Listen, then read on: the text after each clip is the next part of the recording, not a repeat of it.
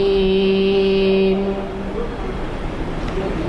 بسم الله الرحمن الرحيم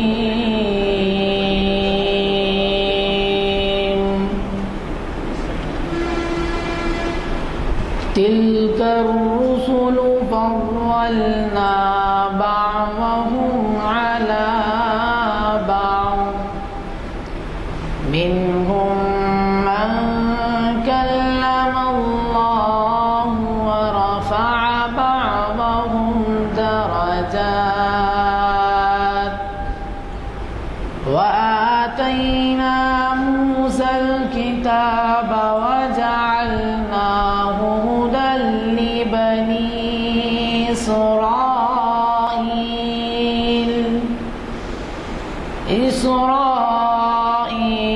إلا من بعد ما جاءتهم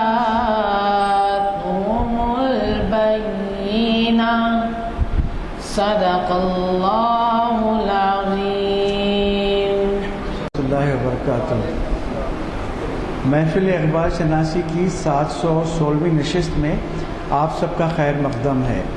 یہ نشست مسجد عالیہ کے کانفرنس ہال میں آج بتاریخ 29 مئی 2013 عیسوی مطابق 18 رجب 1434 ہجری منعقد ہو رہی ہے، جس کا آغاز ابھی خوش الحان حافظ و قاری جناب عرفان احمد کی قرأت کلام پاک سے ہوا. جناب غلام ازدائی صاحب کنوینر محافل کی خواہش پر میں آج کے مقرر صاحب کا تعارف کروا رہا ہوں. آپ جناب ڈاکٹر عقیل ہاشمی صاحب سے بخوبی واقف ہیں. یہ صدر شعبہ اردو جامعہ عثمانیہ رہ چکے ہیں. ڈاکٹر صاحب اقبالیات پر گہری نظر رکھتے ہیں اور آج کا عنوان جناب والا کا تجویز کردہ ہے، یعنی واقع، معراج اور اخبار. میں جناب سے گزارش کرتا ہوں کہ شہ نشین کو تشریف لائیں اور اپنے خیالات سے مستفید فرمائیں. اجازت ہے کلام.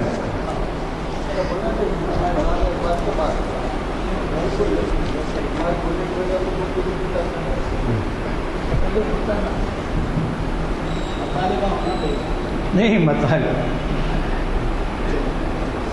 چاہنے والے بھی گئے تیری محفل بھی گئی، چاہنے والے بھی گئے تیری محفل بھی گئی، چاہنے والے بھی گئے، شب کی آہیں بھی گئیں، صبح کے نالے بھی گئے، شب کی آہیں بھی گئیں، صبح کے نالے بھی گئے، دل تجھے دے بھی گئے، اپنا صلہ لے بھی گئے، دل تجھے دے بھی گئے، اپنا صلہ لے بھی گئے، آ کے بیٹھے بھی نہ تھے اور نکالے بھی گئے، دل تجھے دے بھی گئے، اپنا صلہ لے بھی گئے، آ کے بیٹھے بھی نہ تھے اور نکالے بھی گئے، آئے عشاق گئے وعدے فردا لے کر، آئے عشاق گئے وعدے فردا لے کر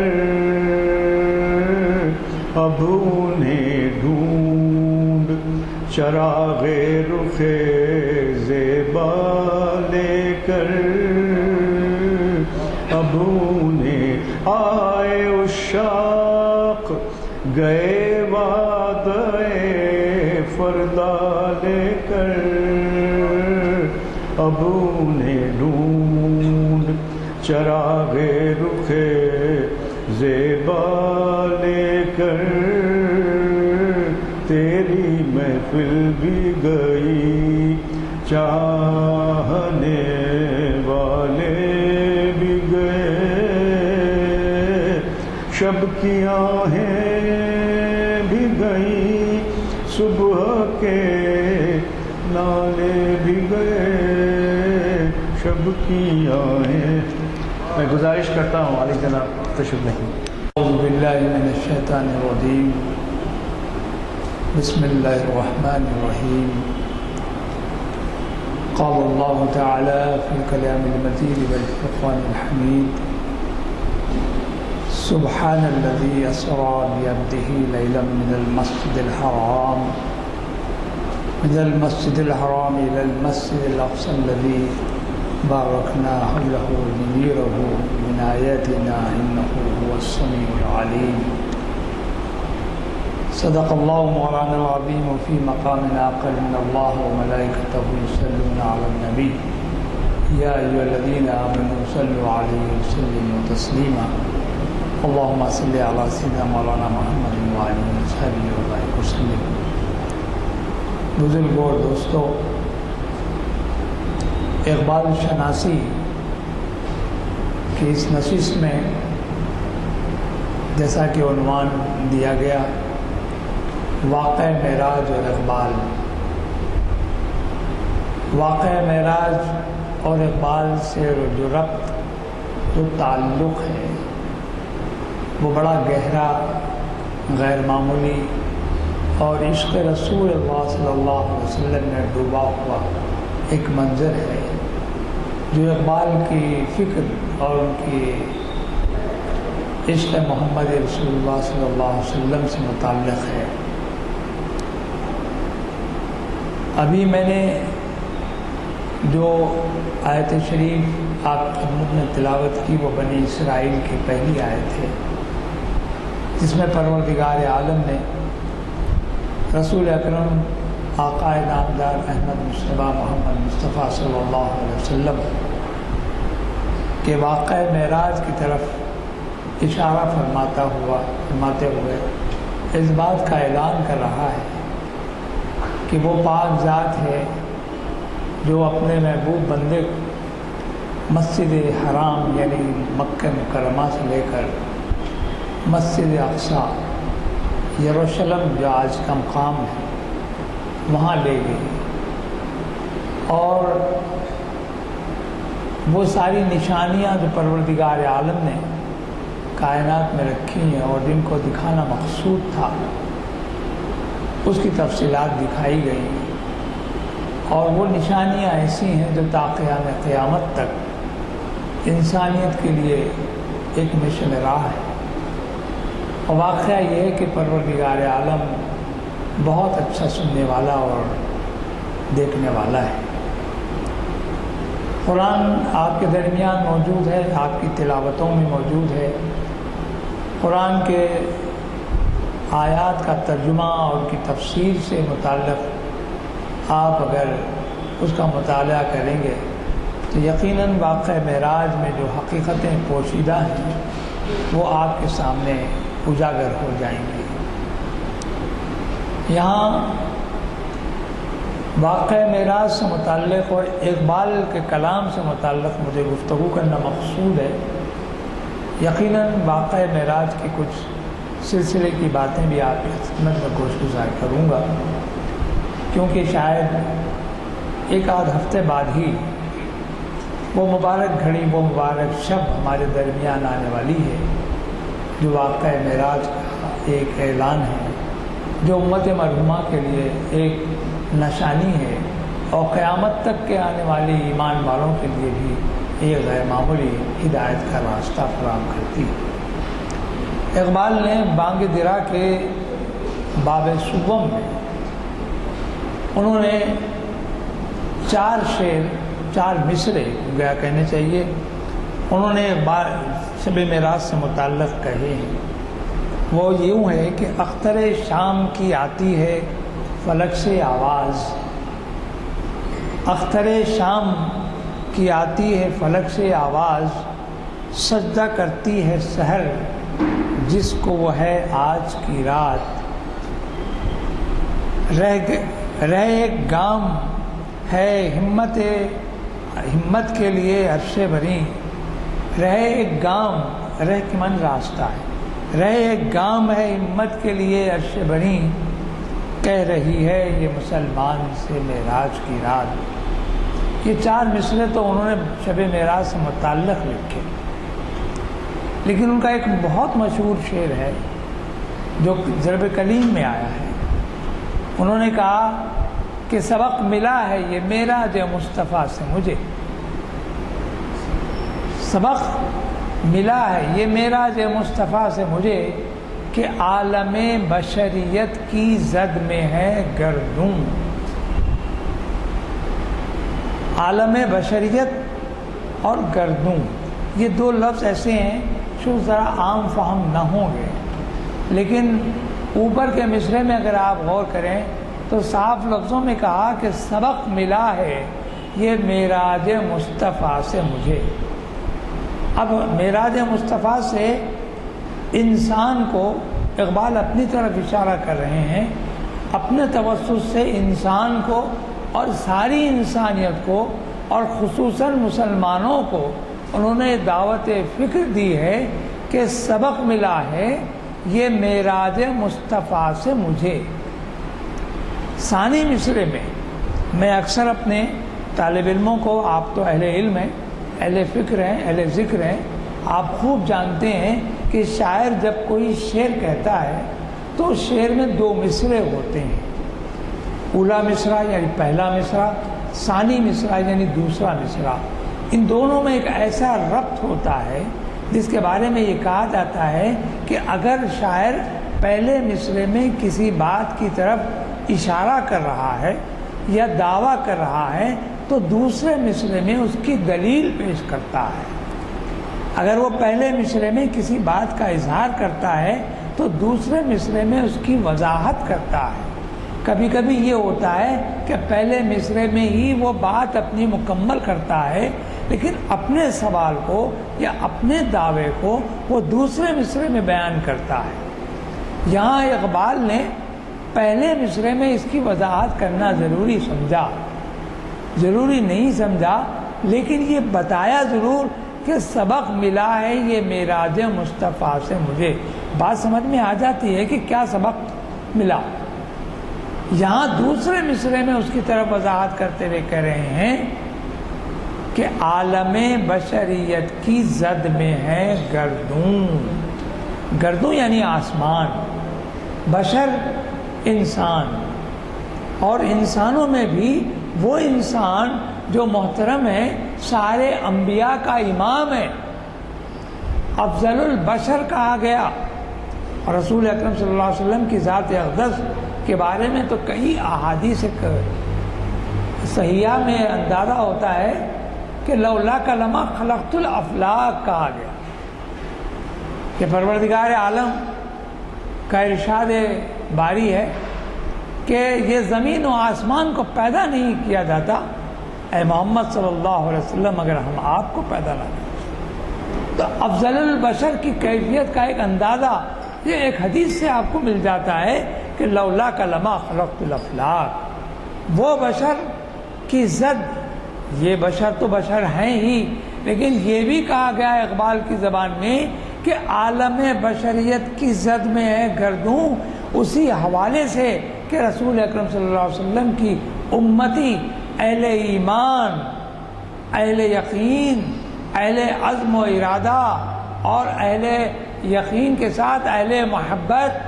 کی زد میں گردوں بھی آ جائے گا۔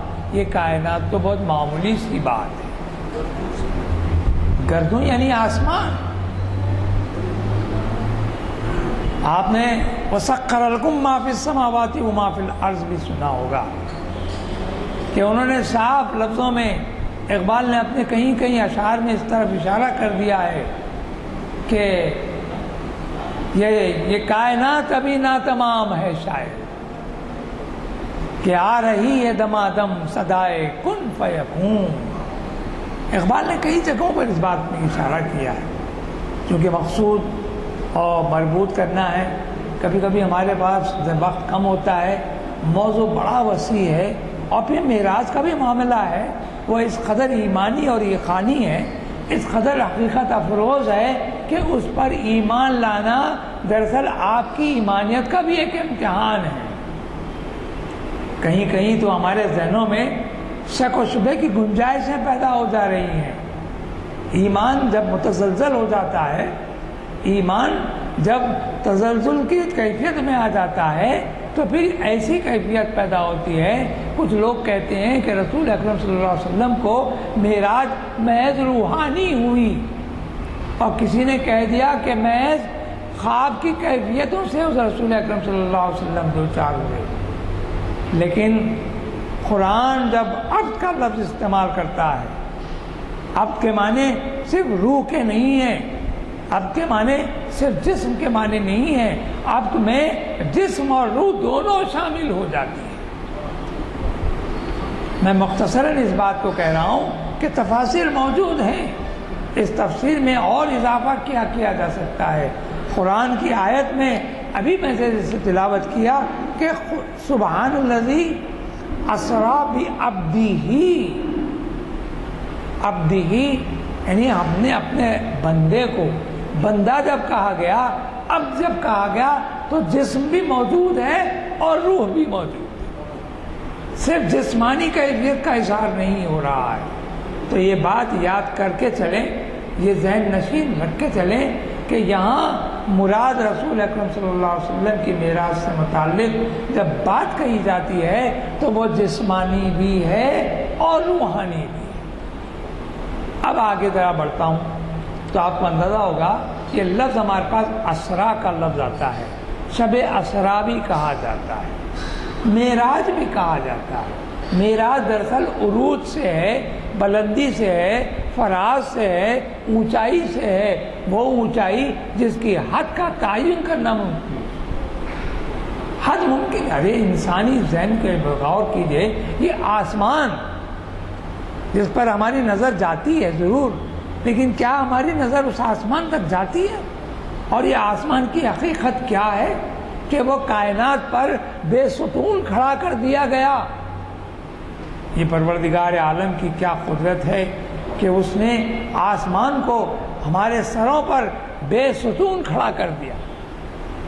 تو ذرا سمجھ میں آنے والی بات ہے، یہ گردوں یا آسمان ہماری فکر سے، ہماری فکر میں عاجز ہے، ہماری فکر کے وہاں تک ہم بات نہیں پہنچ سکتی. تو یہاں یہ بات سمجھ میں آنے کی بات ہے کہ کائنات کو سمجھنے چلے ہیں، کائنات کے رب کو سمجھنے چلے ہیں، کائنات کے رب عظیم کے محبوب بندے محمد رسول اللہ صلی اللہ علیہ وسلم کو سمجھنے چلے. کہا گیا کہ سبحان الذی اسری بعبدہ لیلا من المسجد الحرام الى المسجد الاقصى الذی بارکنا حولہ لنریہ من آیاتنا انہ هو السمیع البصیر.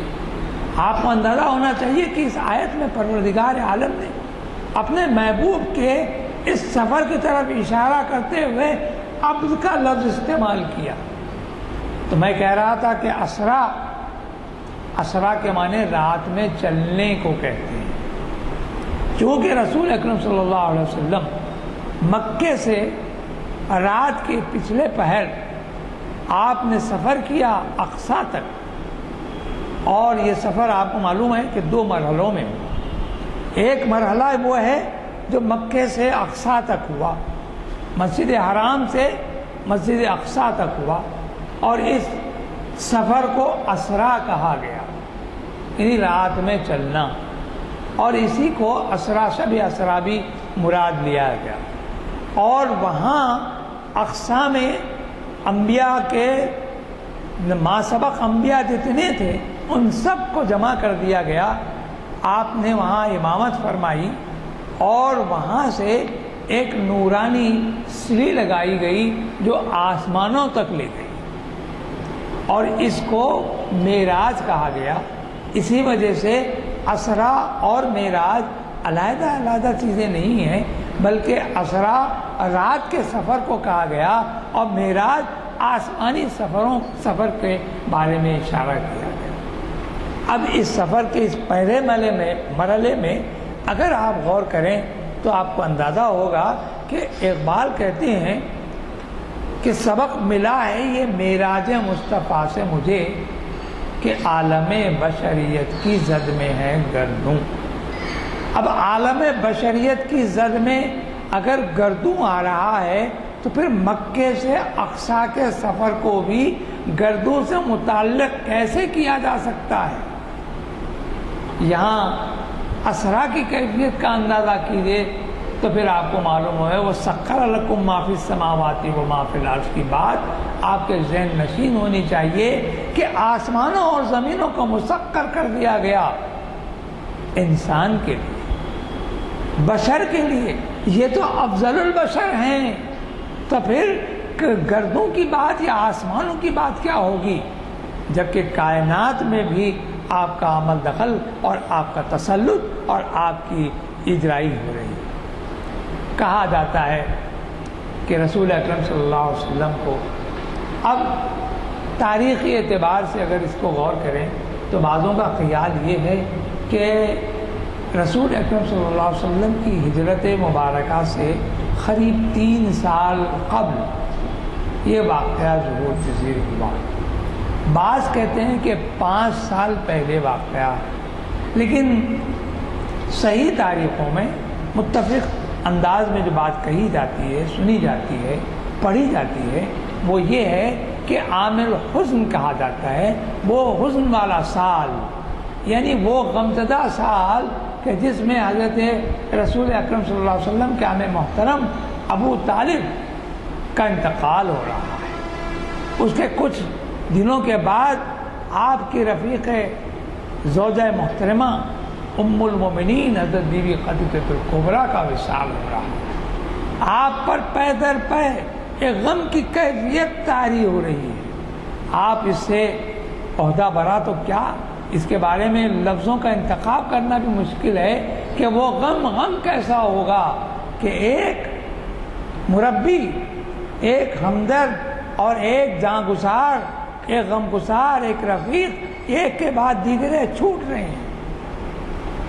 تاریخ ہم کو بتاتی ہے کہ رسول اکرم صلی اللہ علیہ وسلم اس سے کسی حد تک اپنے آپ کو دور کرتے ہوئے، اپنے آپ کو مسعود بکار رکھنے کی غرض سے طائف کی طرف چلتے ہیں کہ کہیں ایسا ہو کہ طائف میں لوگ ایمان سے مشرف ہو جائیں. یہ واقعہ بھی اس کے اندر شامل ہے. تاریخی اعتبار سے یہ یاد رکھنا ہے کہ واقعہ معراج رسول اکرم صلی اللہ علیہ وسلم کی ہجرت کے 3 سال پہلے، یعنی 10ویں نبوی کا واقعہ ہے، اور 13ویں نبوی میں رسول اکرم صلی اللہ علیہ وسلم نے ہجرت فرمائی. تو رسول اکرم صلی اللہ علیہ وسلم کے طائف کی واپسی کے بعد بعضوں کا خیال ہے کہ معراج کا واقعہ ہوا، اور بعض یہ کہتے ہیں کہ 3 سال میں طائف کے سفر سے پہلے یہ واقعہ ظہور پذیر ہوا. لیکن ایک بات طے یہ ہے کہ امام حضرت رسول اکرم صلی اللہ علیہ وسلم کے ہمیں محترم حضرت ابو طالب کے انتقال اور حضرت بی بی خدیجہ الکبریٰ ام المومنین کے وصال کے بعد ہی یہ واقعہ اب ظہور پذیر ہوا. اس طرح یہ بات ہمارے ذہن میں ہونی چاہیے کہ واقعہ معراج کا جو معاملہ ہے وہ ہجرت سے پہلے کا ہے. اب ہجرت کے وقت یا ہجرت سے پہلے کی باتیں آپ سب کے علم میں ہوگی کہ ایک ہنگامی ہے حالات.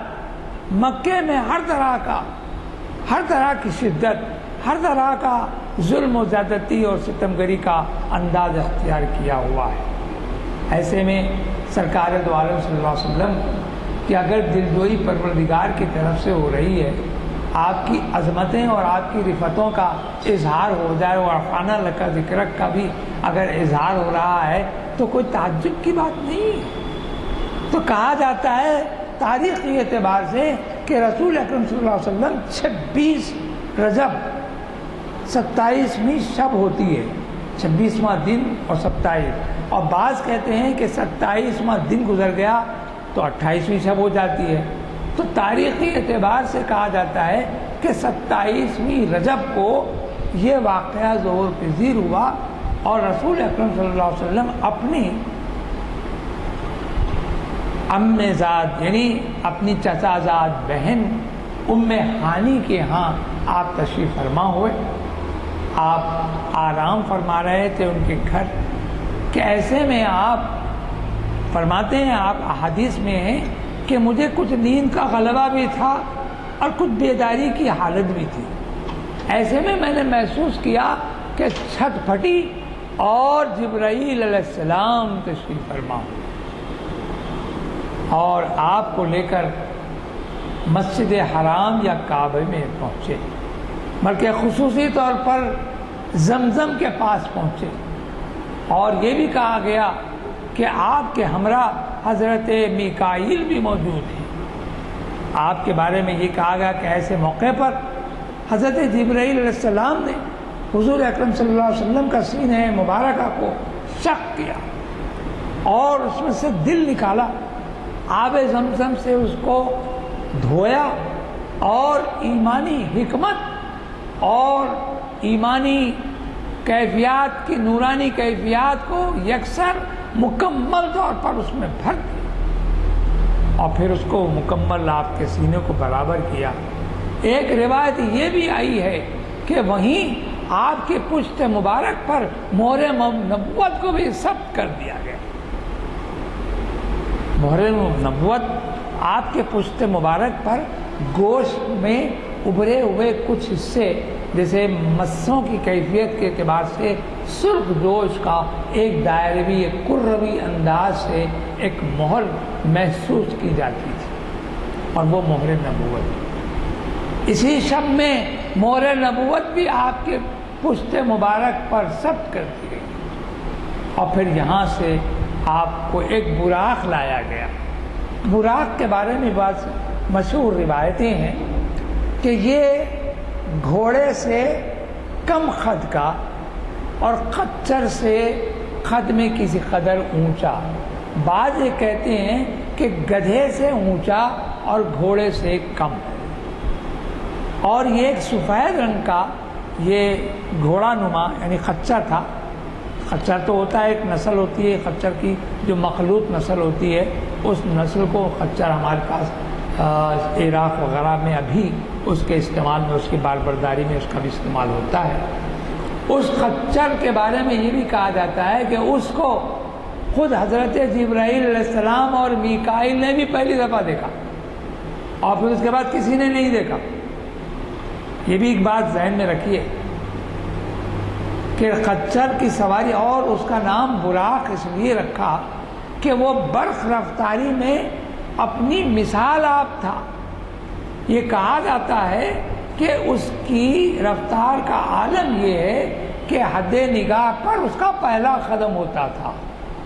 حد نگاہ پر انسان کی حد نگاہ جب ہوتی ہے، اس نگاہ پر اس براق کا پہلا قدم ہوتا، اور اس رفتار سے وہ سفر کرتے۔ آپ اس پر تشریف فرما ہوئے، اور پھر آپ وہاں سے اقصیٰ کی طرف چل گئے۔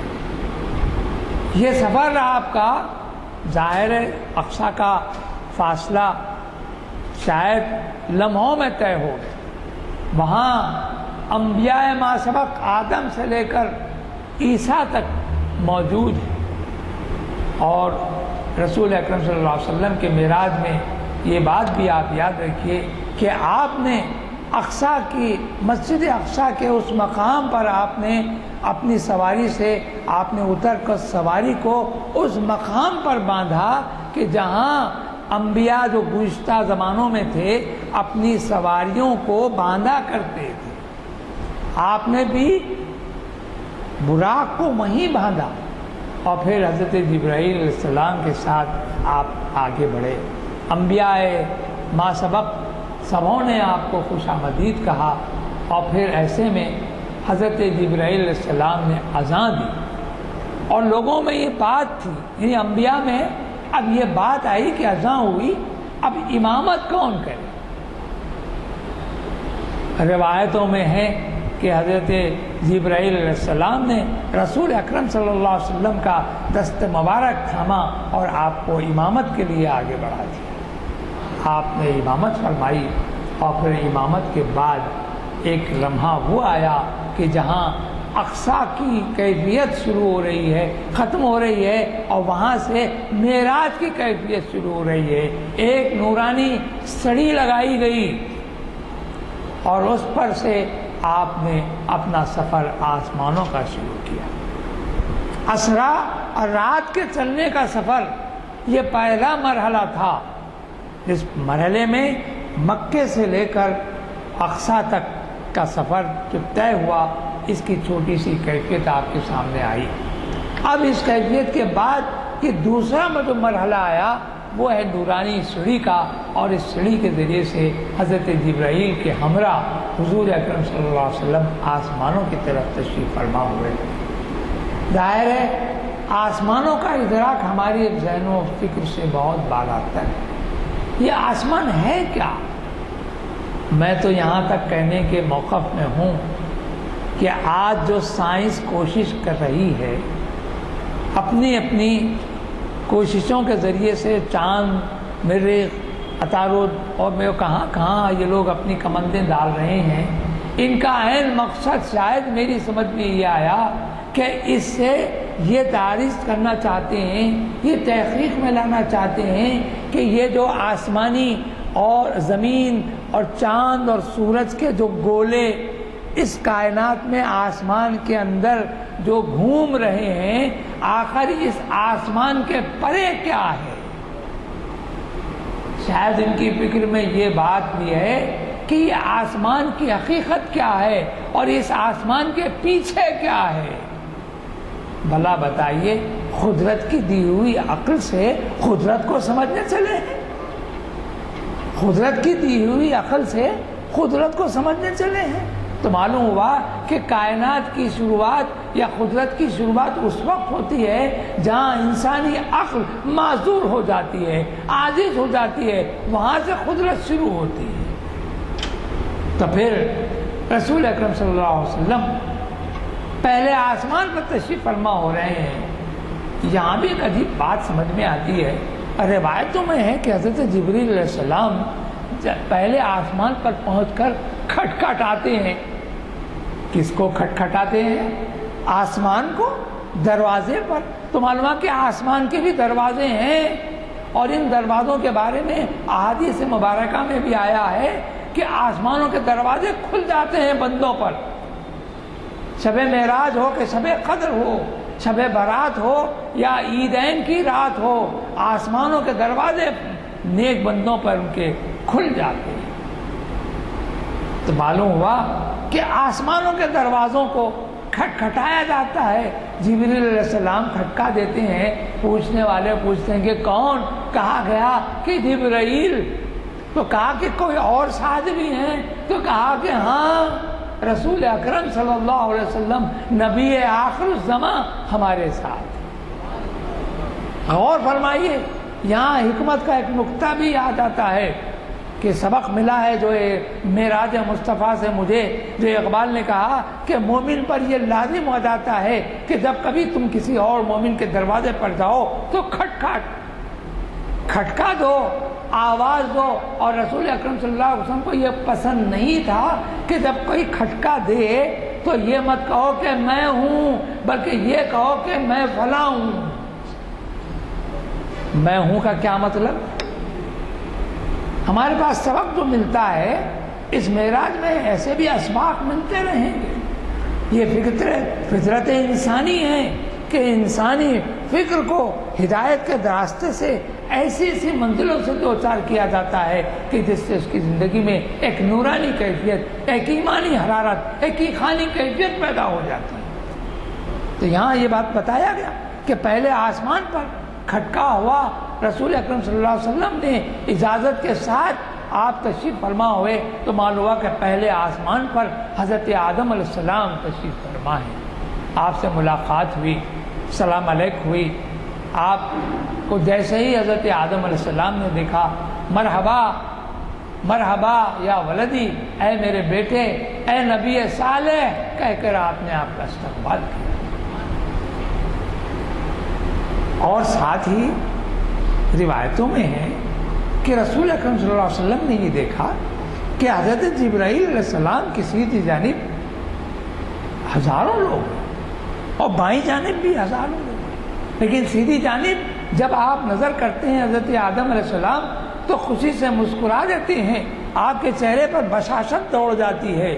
لیکن جب جیسے ہی آپ کا چہرہ بائیں جانب آپ اپنا رخ پھیر لیتے ہیں تو آپ آزردہ ہو جاتے ہیں، آپ کے چہرے پر ملال طاری ہو جاتا ہے. یہ کیفیت کو رسول اکرم صلی اللہ علیہ وسلم نے ملاحظہ فرمایا.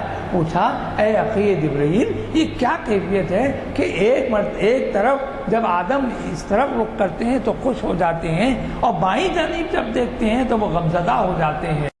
تو حضرت جبرائیل علیہ السلام نے کہا کہ اے رسول اکرم، اے نبی آخر الزمان، اے محبوب رب العالمین، یہ یاد رکھیں کہ رسول اکرم صلی اللہ علیہ وسلم کو بتایا جا رہا ہے کہ آدم علیہ السلام جب سیدھے طرف رخ کرتے ہیں تو بتایا گیا کہ حضرت آدم علیہ السلام کی وہ اولادیں جو نیک صالح رہیں گی، ان کے چہرے، ان کے اعمال اور ان کی کیفیات نظر آنے لگیں. وہ ایمانی کیفیات سے وہ دیکھ کر ان کی کیفیات سے خوش ہوتے ہیں. لیکن جب بائیں جانب دیکھتے ہیں تو سارے بدعمال لوگ، خائن اور دنیا بھر کے گناہ گار لوگ وہی امتی ہیں، وہی آدم کی اولاد ہیں. تو اس سے آپ غمزدہ ہو جاتے ہیں. تو معلوم ہوا کہ یمین و یسار کی کیفیت ہمارے سامنے آ جاتی ہے. اہل یمین، اہل یسار، یا اہل یمین اور اہل شمال، یعنی وہ بدکار لوگ جو جہنمی ہیں، ان کی صورتیں اور ان کی شکلیں اور قیامت تک کے آنے والی نسلیں اس میں موجود ہیں، اور قیامت تک کے آنے والی نیک ارواح اور ان کے اجسام، ان کی روحیں نظر آنے لگیں. یہ کیفیت سے آپ آگے بڑھے تو دوسرے آسمان پر حضرت جبریل علیہ السلام یحییٰ اور حضرت عیسیٰ سے ملاقات کرواتے ہیں. دوسرے آسمان، دیکھیے ہمارے پاس بھی اکثر روایتوں میں کہ 7 آسمان ہیں. بھئی 7 جنتیں بھی ہیں، 7 دوزخیں بھی ہیں. اکثر ہمارے پاس بہت سارے ہمارے مسلمان بھائی ایسے ہیں جنتوں کے نام ہی نہیں معلوم، جنت بس ہے، زیادہ سے زیادہ جنت، بہت معلومات ہو فردوس، بہت زیادہ معلومات ہو اور کیا بولیں گے ارم، اب اور کچھ بھی نہیں. فردوس، ارم، جنت ختم. اور جنت النعیم کہاں گئی جی؟ خلد کہاں ہے اور خود بہشت کہاں ہے؟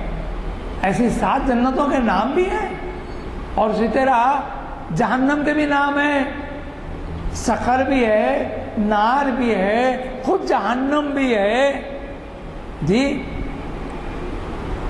ہمارے پاس قرآن پڑھیے تو قرآن میں ایسی کئی کیفیات سے آپ کو 2-4 ہونا پڑے گا کہ جہاں کیفیات کے ساتھ آپ کے علم میں بھی اضافہ ہوگا، آپ کے ایمان میں بھی مضبوطی آ جائے گی. ورنہ اگر آپ معلومات نہیں رکھیں گے تو کہا کبھی تو قصہ کہانیاں ہیں، یہ تو کہی جا رہی ہیں باتیں. یاد رکھیے کہ اگر واقعہ معراج کو محض قصہ تصور کر لیا گیا تو ایمانی ذوق کی بہترین سب سے کمزور ترین اگر دلیل کے طور پر ابھرتی ہے بات تو یہ ہے کہ اس کو آپ نے قصہ کہہ دیا. حالانکہ قرآن اس کی طرف دلالت کے ساتھ پیش کر رہا ہے کہ جسم اور روح کے ساتھ اپنے محبوب بندے کو آسمانوں تک لے کے. اب آپ بولیں گے صاحب ابھی آپ نے مسجد حرام سے مسجد اقصی تک کا اشارہ کر دیا لیکن آسمانوں کا اس میں ذکر نہیں ہے. تو ذرا سورہ نجم بھی تو پڑھ لیجئے. پروردگار عالم نے سورہ نجم میں اس پوری کیفیت کو بیان کر دیا. کہا گیا، دیکھیے قرآن کہہ رہا ہے والنجم اذا ہوا.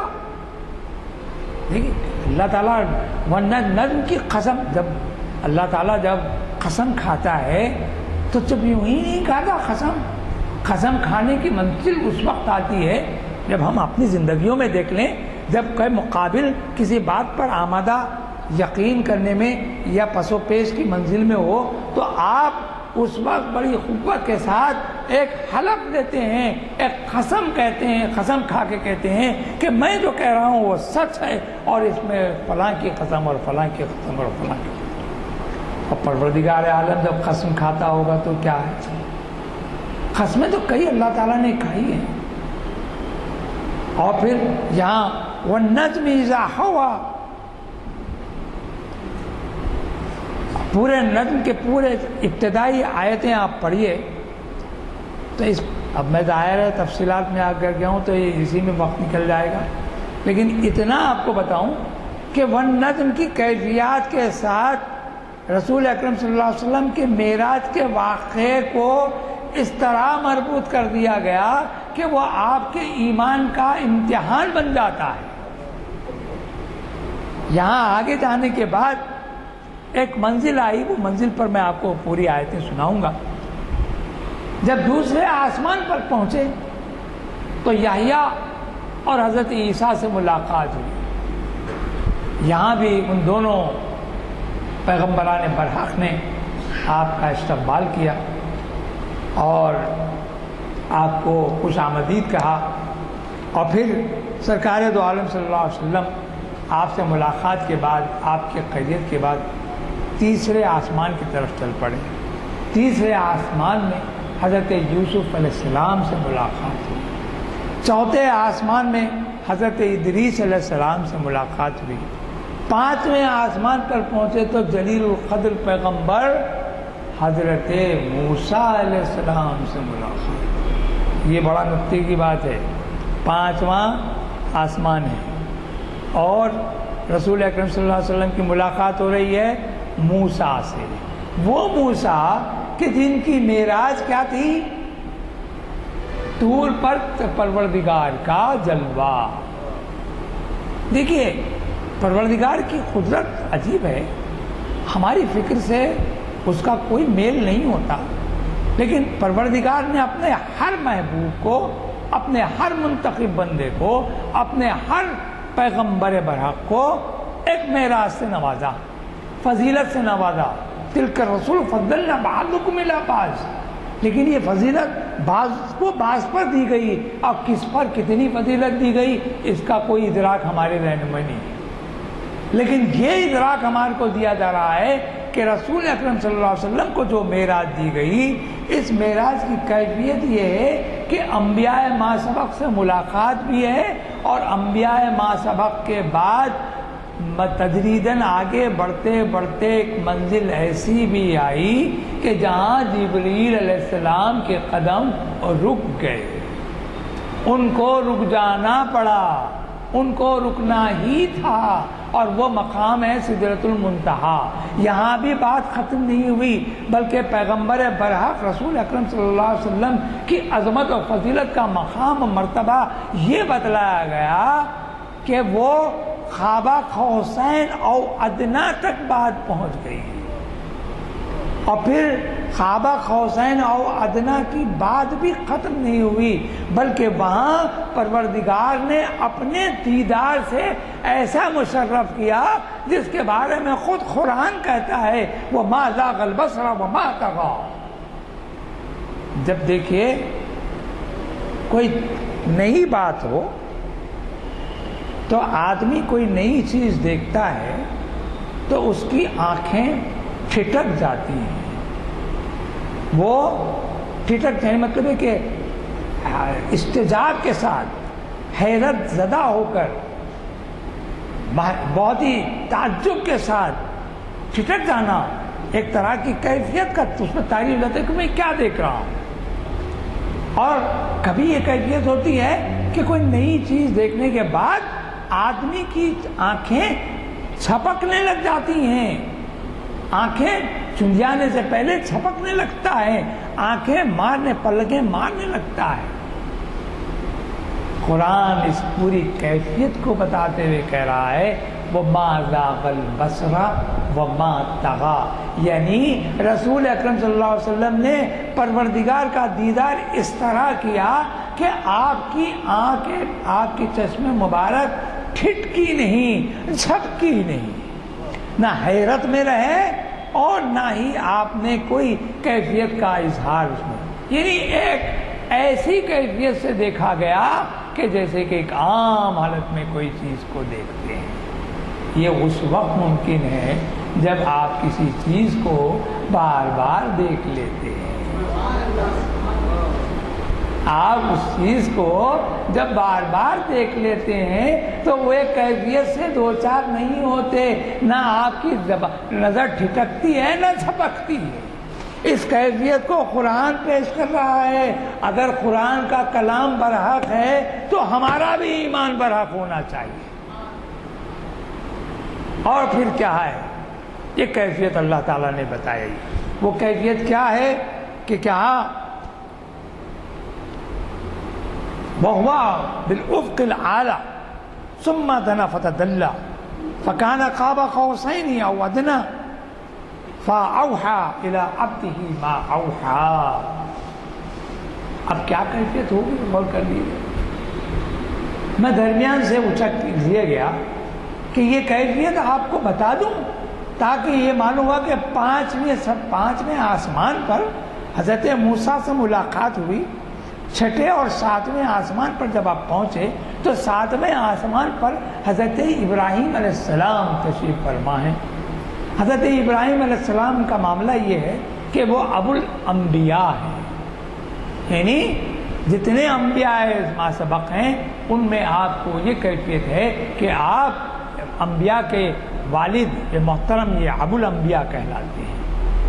آسمانوں پر بھی کعبۃ اللہ کی طرح ایک کعبہ ہے جو فرشتوں کا کعبہ کہلاتا ہے اور اس کو بیت معمور کہا جاتا ہے۔ آپ بیت معمور پر ٹیک لگائے بیٹھے ہیں۔ رسول اکرم صلی اللہ علیہ وسلم کو آپ نے ملاحظہ کیا، آپ نے ان سے ملاقات کی، آپ نے بے اختیار خوش آمدید اور مرحبا کہا، اور پھر وہی الفاظ آپ کے حدیث میں آئے ہیں کہ ولدی یا ولدی یا نبی صالح مرحبا۔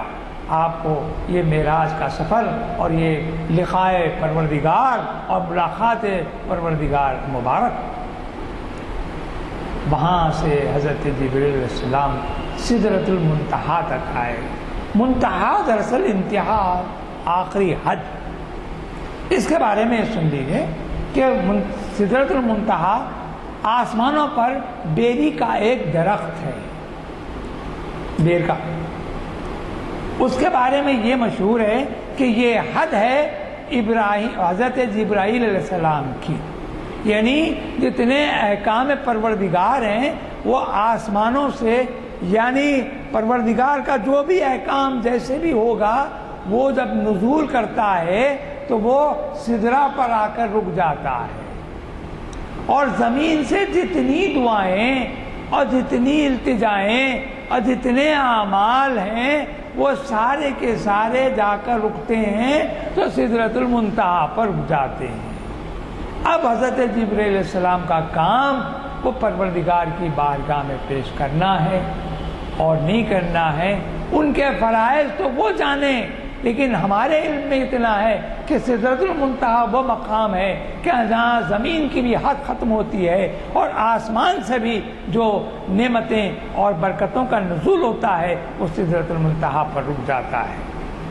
اور سدرۃ المنتہا کے بعد آگے کیا ہے تو واللہ عالم، اللہ ہی جانتا ہے۔ لیکن رسول اکرم صلی اللہ علیہ وسلم کی احادیث میں خصوصاً عبداللہ ابن عباس سے اور زرخانی کی روایتوں سے اگر آپ پڑھیں گے، سیرت مصطفیٰ پڑھیں گے، مختلف کتب میں آپ کو اس کا اظہار ملے گا کہ حضرت جبرائیل علیہ السلام نے رسول اکرم صلی اللہ علیہ وسلم سے صاف فرما دیا بہت ہی ادب کے ساتھ کہ اے رحمت للعالمین، آقا و مولا، محبوب رب العالمین، اب میری حد یا میری جو آپ کے ساتھ ہم رہی تھی وہ رکتی ہے، رک جاتی ہے۔ حضرت رومی نے اس طرح ایک شعر کہہ دیا جس کو اقبال نے بھی بعد میں استعمال کیا کہ با ایک منہ برتر پرم، فروغ تجلی بسوزت پرم۔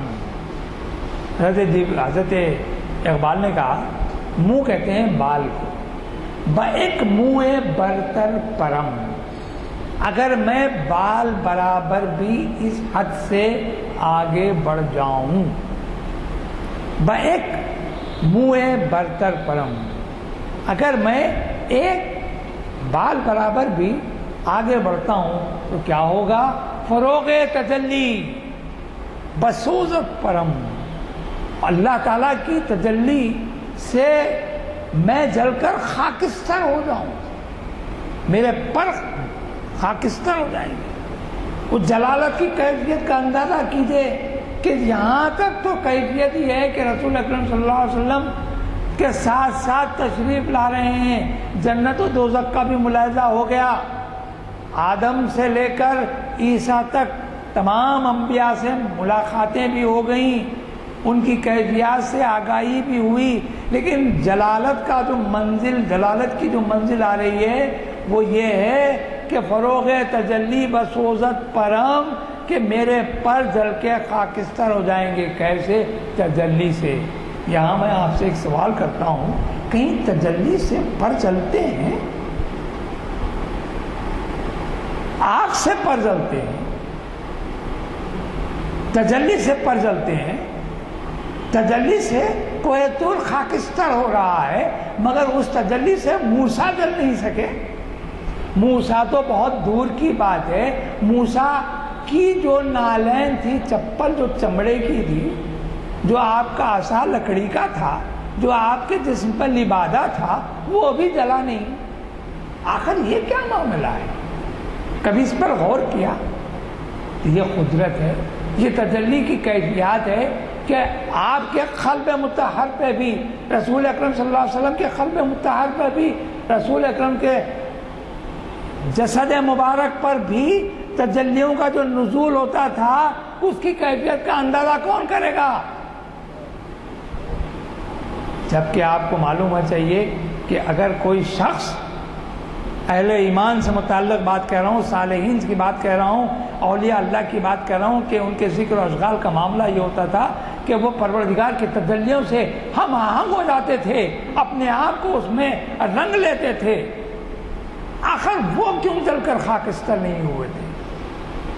اور جبریل ہی کہتے ہیں کہ جل کے خاکستر ان کے پر ہو جائیں گے۔ یہ جلالت کا معاملہ ہے، یہ قدرت کی بات ہے جو ہماری فکر سے بہت بالا ہے۔ یہاں جبریل علیہ السلام آگے بڑھنے سے پہلے فرماتے ہیں کہ میں تو رک رہا ہوں، لیکن اب آپ یہ کام کیجئے کہ آپ کے لیے ایک سواری آ رہی ہے، اور اس سواری کا نام ہے رف رف۔ اس کی رفتار کا اندازہ نہیں ہے، اس کی رفتار کا کوئی اندازہ کر ہی نہیں سکتا۔ آپ کے بارے میں رف رف آپ کے لیے بچھا گیا ایک تخت ہے، اس تخت پر آپ تشریف فرما ہوں، اور یہ تخت آپ کو لے کر چلے گا اس بارگاہ خدا کی طرف جو جہاں پروردگار عالم کی تجلیات سے معمور معاملہ ہے۔ رف رف چلا رسول اکرم صلی اللہ علیہ وسلم۔ رف رف بھی کب تک چلا خدا ہی جانتا ہے۔ ایک حد یہ آئی کہ رف رف بھی رک گیا، رف رف بھی رک گیا، اور رف رف نے کہہ دیا کہ اب میں عاجز ہوں، اب یہاں سے آپ آگے ہی بڑھ جائیں۔ اور یہ کیفیت آئی کہ رسول اکرم صلی اللہ علیہ وسلم کے کانوں میں، آپ کی گوشت مبارک میں یہ آواز آنے لگی، ادنی کہ یا حبیبی، اے میرے حبیب چلے آئیے، میرے قریب آ جائیے، میرے قریب آ جائیے۔ ایک لمحے کے لیے حدیث میں آیا ہے کہ رسول اکرم صلی اللہ علیہ وسلم پہ ایک کیفیت طاری ہوئی، ایک طرح کی کیا کہیے کہ اجنبیت کا اندازہ ہوا کہ میں کہاں ہوں، لیکن معین آپ کے کانوں میں جو سماعت آئی، ادنی کا یا حبیبی، اے میرے حبیب میرے قریب آئیے۔ اس آواز میں روایتوں میں ہے کہ حضرت ابوبکر صدیق کے لب و لہجے کی کیفیت تھی،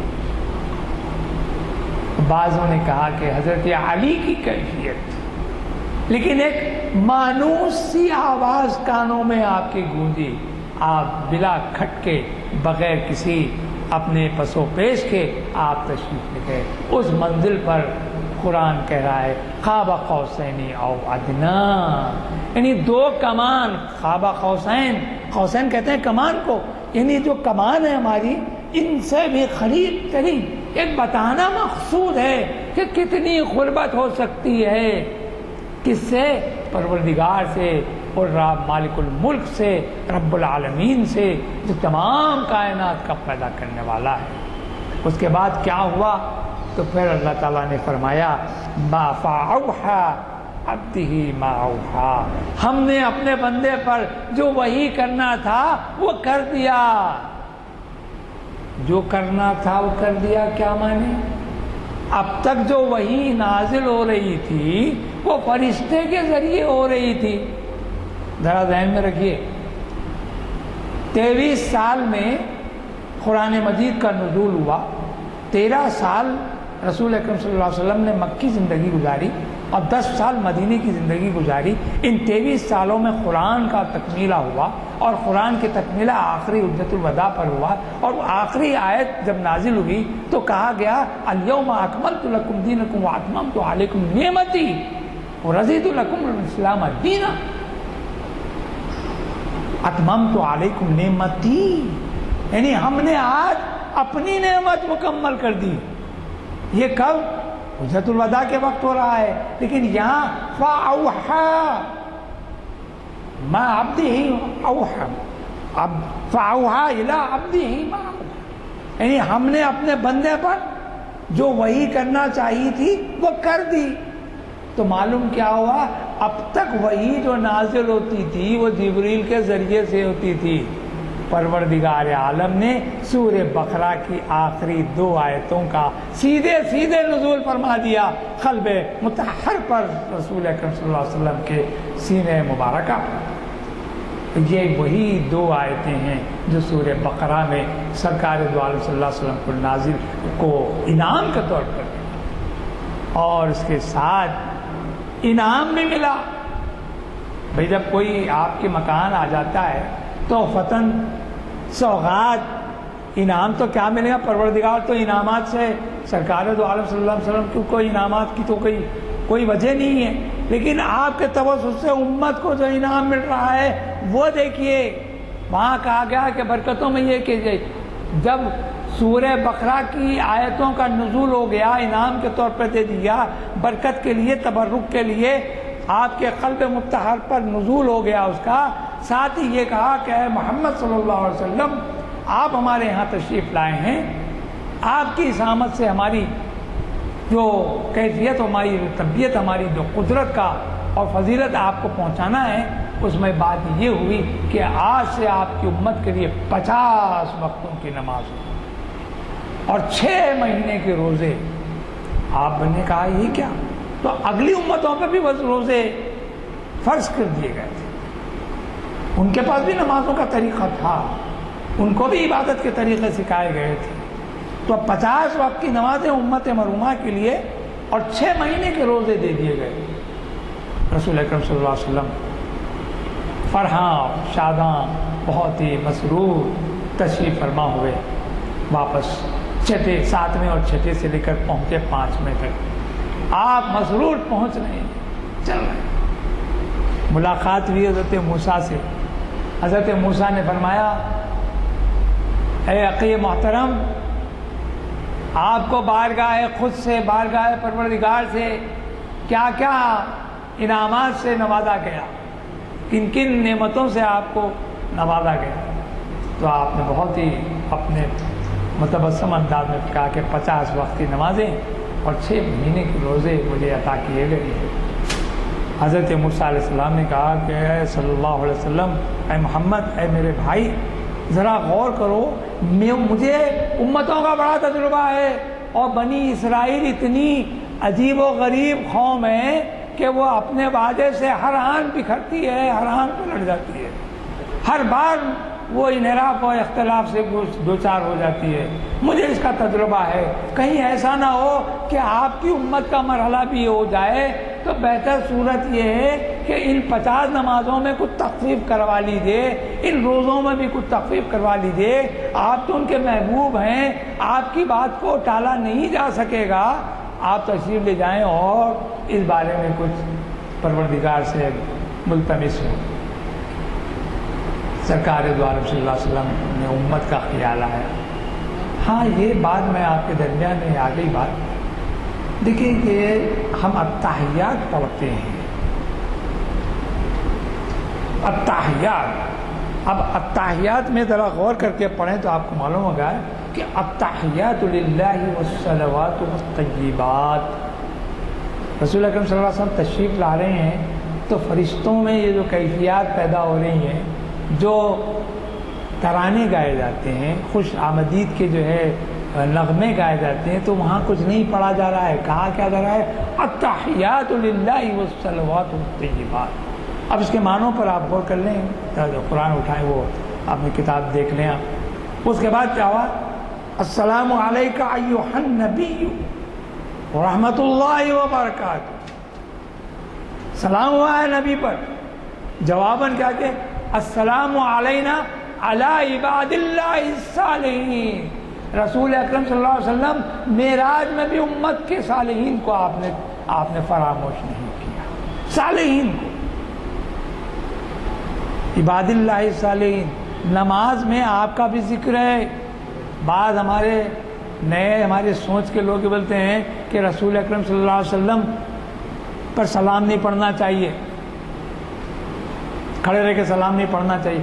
ارے نماز آپ کی مکمل نہیں ہوتی بغیر سلام کے، اور تو اور رسول پر سلام، رسول کے سرکار دو عالم صلی اللہ علیہ وسلم پر سلام تو سلام، ارے بندوں پر بھی سلام موجود ہے وہاں، عباد اللہ الصالحین، تو آپ بھی ہیں میں بھی ہوں اس میں شامل، مگر اس میں صالحین کا شرط ہے، سب نہیں آ جانا، صالحین بہت اہم ہیں۔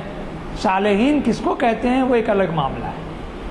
تو یہاں یہ بات آئی کہ موسیٰ علیہ السلام کے سامنے جب بات آئی تو امت بھی یاد آئی، امت کے صالحین یاد آئے، ان کی کوششیں، ان کی جفاکشی، ان کا سمجھے کہ ان پر بار سرکار کو محسوس ہوا۔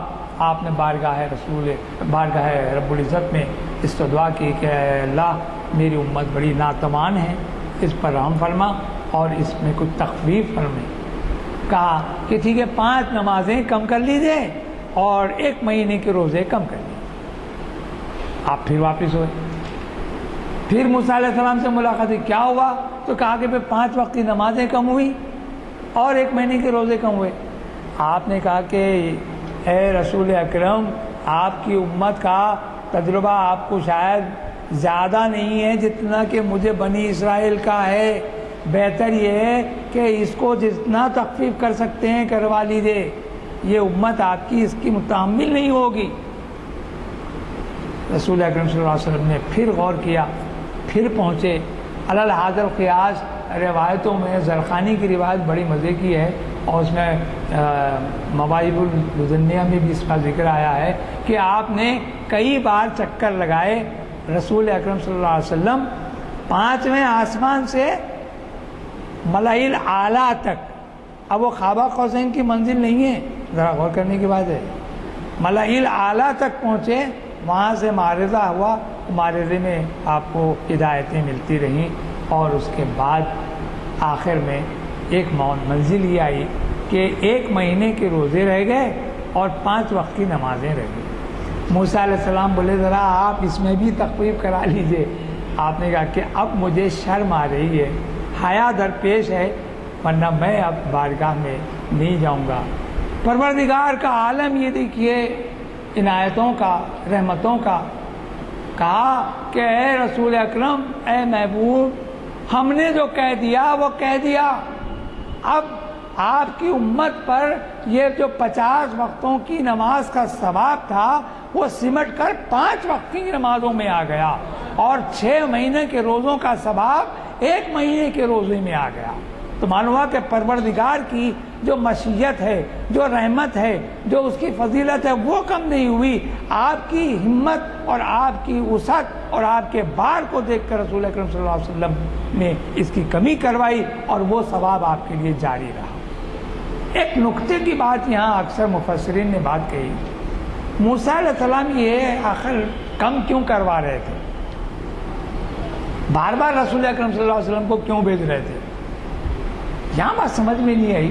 لیکن بعض جو اہل عشق ہیں، محبت کرنے والے ہیں، انہوں نے بڑی اچھی تفصیل لکھی. انہوں نے لکھا کہ موسیٰ علیہ السلام کو کوہ طور پر خدا کا دیدار ہوا، ایک جھلک. وہ خرّ موسیٰ صاعقہ، ایک جھلک ہوئی، وہ موسیٰ بے ہوش ہو کے گر گئے، ہو گئی بات. وہ دیکھ نہیں سکے، وہ جو جلوہ جو تھا پروردگار کا انہوں نے نہیں دیکھا تھا. ایک جھلک دیکھی اور بس بے ہوش ہو گئے. اب یہ دیکھ رہے ہیں کہ رسول اکرم صلی اللہ علیہ وسلم تشریف لے جاتے ہیں بارگاہ قدس میں، پروردگار کے نورانی تجلیات سے اکتساب کر رہے ہیں اور وہ سارے کے سارے جلوے لیے ہوئے واپس ہو رہے ہیں. تو وہ سراپا وہ تجلی جو کوہ طور پہ ان کو نظر نہیں آئی تھی، وہ رسول اکرم صلی اللہ علیہ وسلم کے سراپے میں نظر آنے لگی. اور پھر انہوں نے کہا کہ یہ تو وہ منظر ہے کہ جس کا میں متمنی ہوں، جس کا میں خواہش مند ہوں، جس کا میں آرزومند تھا. اور پھر ایسے میں اگر یہ منظر مجھے بار بار نظر آئے تو پھر کیا بات ہے؟ آپ نے کہا کہ پھر ایک بار دوڑاؤ، پھر ایک بار آپ کو پہنچا دو، پھر ایک بار آپ کو. اس طرح کئی بار رسول اکرم صلی اللہ علیہ وسلم کو ہر بار ان تجلیات سے مشرف ہو رہے تھے رسول اکرم، اور اس سے استفادہ کر رہے تھے حضرت موسیٰ علیہ السلام. یہ عاشقوں کی بات ہے، اصول کی بات نہیں. تو معلوم یہ ہوا کہ رسول اکرم صلی اللہ علیہ وسلم کی معراج معمولی معراج نہیں ہے. اگر اس پر ایمان نہ ہو تو ہمارا ایمان بھی بیکار ہے. ہمارا ایمان نہیں ہے. اور ایمان ہی ہے. اور پھر اتحیات کی بات کیا ہے؟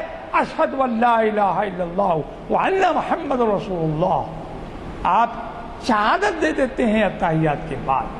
تو معلوم ہوا کہ معراج کی جو معراج ہے، اسی وجہ سے مومن کے لیے کہا گیا ہے الصلاۃ معراج المومنین، کہ مومن کی معراج کیا ہے؟ نماز ہے. نماز میں کیا ہو رہا ہے کہ نماز میں جب اتحیات پڑھ رہے ہیں تو اس پورے واقعے کا ادراک آپ کے ذہن میں آ رہا ہے کہ رسول اکرم صلی اللہ علیہ وسلم کو معراج ہوئی ہے. اور یہی معاملہ اقبال کے سامنے بھی تھا. اقبال نے اس منزل میں آ کر بات کہی کہ وہ جو معراج کی رات ہے، رہے ایک گام ہے ہمت کے لیے عرش بری. مومن کے لیے بھی عرش آدم تک پہنچنا ایک قدم ہے. کیسے کہہ رہی ہے یہ مسلمان سے معراج کی رات؟ یہ معراج کی رات کیا کہہ رہی ہے کہ صدق دل سے پروردگار عالم کے حضور اپنا سر خمیدہ کر دیں، اس کے سجدہ ہو جائیں، تو پھر یقیناً الصلاۃ معراج المومنین کے ادراک کو آپ بھی پا سکتے ہیں. اور یہ صدقہ ہے محمد رسول اللہ صلی اللہ علیہ وسلم کا کہ ایمان والوں کو معراج کے ذریعے سے ایک ایسی معراج حاصل ہو رہی ہے کہ جس کے ذریعے سے خدا کا قرب بھی مل رہا ہے. اور کیوں نہ ہو، پروردگار عالم کے محبوب کی یہ نعمت ہے جو ہمارے درمیان موجود ہے. اقبال نے اسی وجہ سے کہا کہ یہ کتاب زندہ قرآن حکیم، یہ کتاب زندہ قرآن حکیم، حکمت اولا یزال قدیم. ایسی حکمت ہے اس کے بغیر کوئی چیز ہے نہیں، کوئی نہیں، لا یزال، اس کو زوال نہیں. اور پھر اس کے بعد لکھا کہ نوع انسان را پیام آفرین، نوع انسان را پیام آفرین حامل رحمت للعالمین.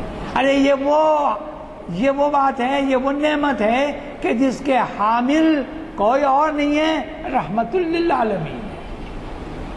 تو یہاں اقبال کے بارے میں بہت باتیں کہی جا سکتی ہیں، لیکن سچ بات تو یہ ہے میرے دوستوں بزرگوں، اقبال کے کلام کو پڑھتے ہوئے اگر ہم قرآن پڑھتے ہیں تو یقیناً قرآن کے کچھ مفاہیم ہمارے سامنے آتے ہیں.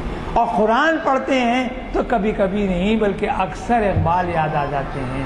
اور اقبال نے صاف لفظوں میں کہا کہ چشم اقوام یہ نظارہ ابد تک دیکھے، رفعت شان رفعنا لکا ذکرک دیکھے.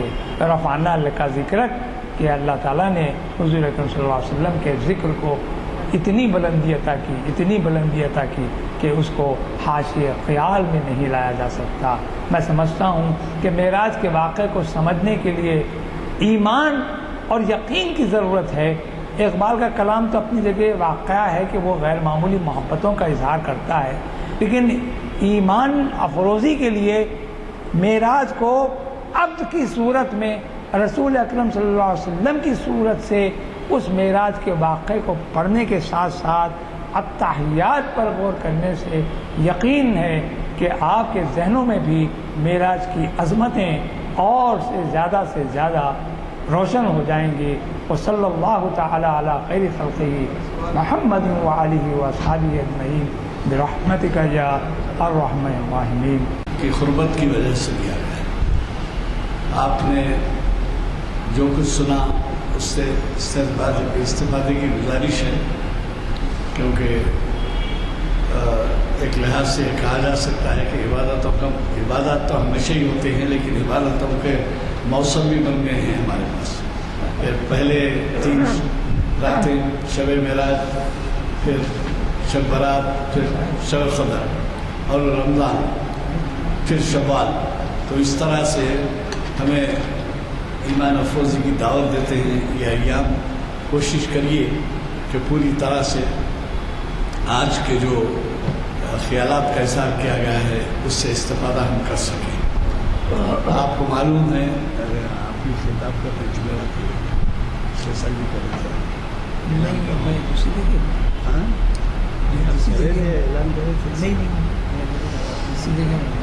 ٹھیک۔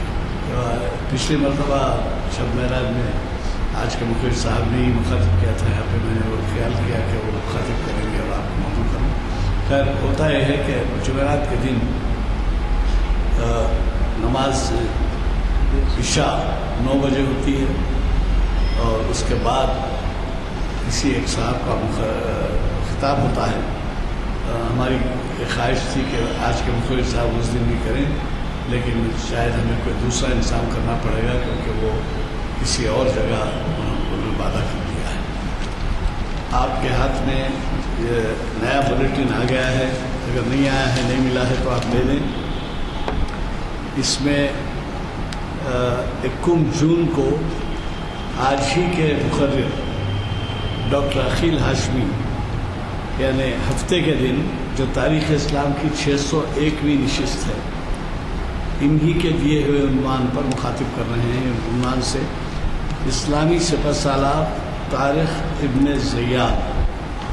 اب آپ خود جب سماعت فرمائیں گے تو آپ کو اندازہ ہوگا کہ اسلامی مہمات میں کن کن مجھے ایسی ہستیوں نے حصہ لیا ہے جن کے کارناموں کی وجہ سے اسلامی اصولوں کو، اسلامی تفکرات کو اور اس کے اعلیٰ اقدار کو عام کرنے میں مدد ملی ہے۔ وقت نہیں ہے جو اس کے بارے میں کہوں، لیکن آپ یہ ذہن میں رکھیے کہ 21 جون ہفتے کے دن بعد نماز عصر اسی مقام پر ڈاکٹر عقیل ہاشمی مخاطب کر رہے ہیں۔ اور پھر پیر کے دن ایک اور اہم عنوان سے حافظ محمد اسحاق کمال قادری صاحب مخاطب کر رہے ہیں۔ شریعت انفارمیشن سروس کی 494ویں لیکچر ہے، اور یہ ہے رشتے اور ان کے تقاضے اسلامی تناظر میں۔ آپ کو اس کا بھی اندازہ ہوگا کہ یہ بہت بڑا اہم عنوان ہے، اور رشتے اور ان کے تقاضے کے لیے میں اہمیت اس وجہ سے دے رہا ہوں کہ اگر آپ کو کچھ منظر دیکھنا ہے کہ ان میں کتنی خرابیاں پیدا ہوئی ہیں تو فیملی کورٹس کو تشریف لائیے۔ جو معزز ہستیاں جو شاید کبھی بھی اس طرح کے معیار پر نہیں اترتی تھیں، وہاں پر قیدیوں کی طرح لائے جاتے ہیں جیل سے، اور ہوتا یہ ہے کہ آپس میں جب رشتے بگڑتے ہیں تو پولیس ان کو لے جا کر جیل میں ڈالتی ہے اور وہاں سے کورٹ میں پیش کرتی ہے۔ اس قدر اہم عنوان ہے یہ کہ آپ کوشش کریں کہ آپ کے ساتھ آپ کے اور بھی لوگ استفادے کے لیے آئیں۔ اور پھر جناب مستر مجاز صاحب ہمیں مخاطب کر رہے ہیں محفل اقبال شناسی کی 717ویں نشست۔ آپ کو یاد ہوگا کہ پچھلے مہینے یا 2 مہینے قبل ہم نے 700ویں نشست منائی تھی.